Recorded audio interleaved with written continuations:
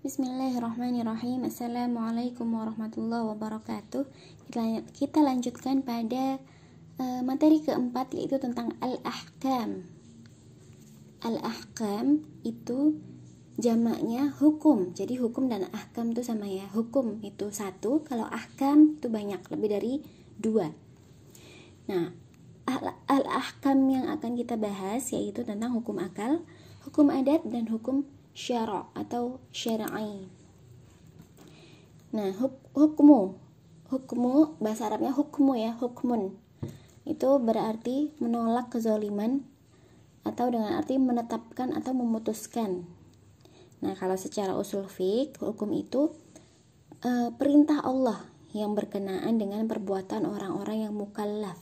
Tahu ya, orang mukallaf, orang yang sudah dibebani hukum Islam, yaitu berupa tuntutan, perintah dan larangan, pilihan, atau menjadi sebab syarat, dan mani'. Mani' itu penghalang. Dari definisi itu, jadi hukum itu ada dua bagian. Pertama, taklifi. Nah, dari kata mukallaf tadi, kallafa yukallifu taklif. Kalau orang yang diberi beban itu mukallaf. Taklif itu hukumnya. Hukum taklifi yang mengandung perintah yaitu wajib, sunnah, dan larangan yaitu haram dan makruh. Dan pilihannya itu mubah. Nah, mubah itu boleh dikerjakan dan boleh ditinggalkan. Kita akan rincikan pada penjelasan selanjutnya. Yang kedua, hukum zuhur.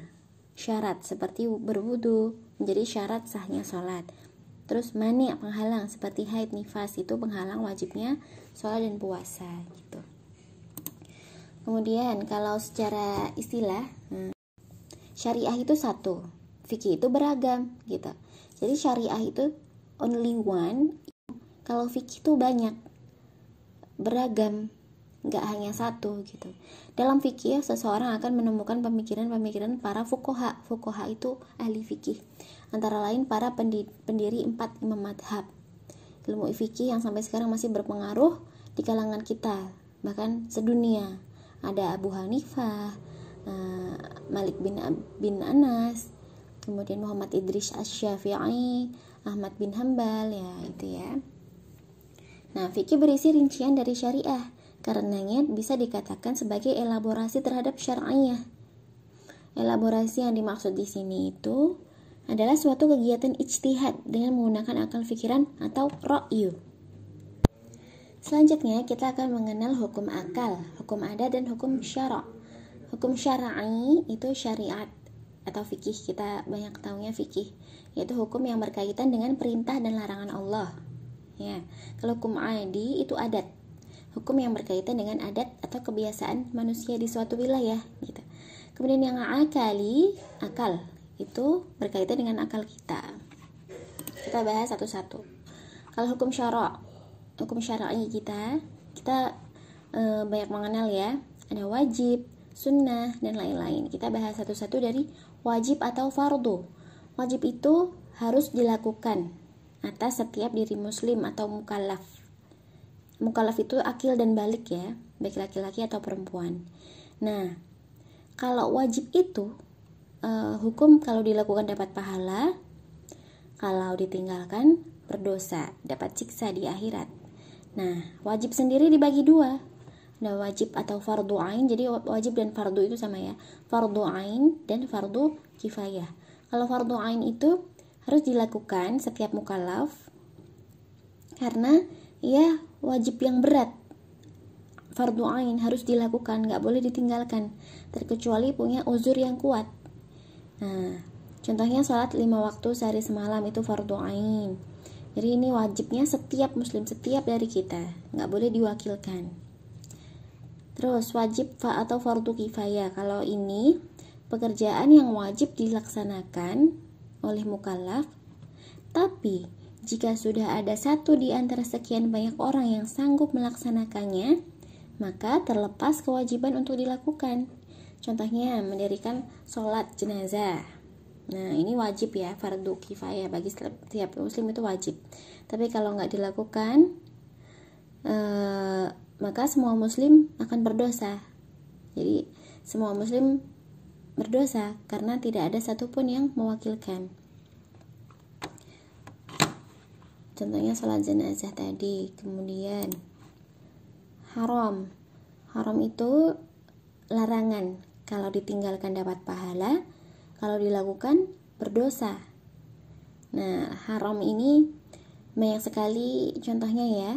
Jadi berjudi, membunuh, berzina, mencuri, dan perbuatan tercela lainnya yang tercantum dalam Al-Quran dan As-Sunnah. Yang selanjutnya, mandub atau sunnah. Jadi mandub dan sunnah itu sama. Kalau dikerjakan dapat pahala, kalau ditinggalkan nggak dosa. Tapi kita sebutnya rugi ya, karena kesempatan gitu. Karena ini suatu kesempatan akan lebih baik jika dilaksanakan. Untuk apa? Untuk menambal sulam kekurangan ibadah kita. Jadi ibadah kita mungkin tidak sempurna, maka kita sempurnakan dengan ibadah-ibadah sunnah. Nah, sunnah ini disebut juga dengan mustahab, dari habba yuhibbu, yaitu perbuatan yang dicintai Allah dan Rasulullah. Selanjutnya, hukum sunnah dibagi jadi 4. Yang pertama sunnah hayat, kedua sunnah kifayah, ketiga sunnah muakkadah, keempat sunnah ghairu muakkadah. Sunnah hayah itu atau sunnah ain itu perbuatan yang dianjurkan untuk dilaksanakan setiap muslim, seperti sholat rawatib, sholat tahajud, sholat tasbih, sholat duha, dan lain-lain. Kalau kifayah, pekerjaan yang dianjurkan untuk dilaksanakan, tapi sunnah ini cukup jika telah dilaksanakan oleh satu orang. Contohnya, mengucapkan salam, menjawab orang yang bersin, gitu ya. Kemudian sunnah muakkadah. Nih, sunnah yang pekerjaan yang selalu dilaksanakan oleh Rasulullah Shallallahu Alaihi Wasallam, seperti sholat Idul Fitri dan sholat Idul Adha. Itu sunnah ya, tapi muakkadah, sangat dianjurkan, ditekankan. Kemudian sunnah ghairu muakkadah, itu sunat yang tidak selalu dikerjakan oleh Rasulullah, seperti puasa Tasu'a. Kemudian itu kan puasa tanggal 9 Muharram yang ingin dilaksanakan oleh Nabi, tapi belum sempat karena pada tahun sebelum 9 Muharram pada tahun berikutnya Rasulullah sudah meninggal. Kemudian para sahabat yang melanjutkan puasa pada tanggal tersebut. Yang keempat ada makruh. Makruh itu perbuatan dibenci.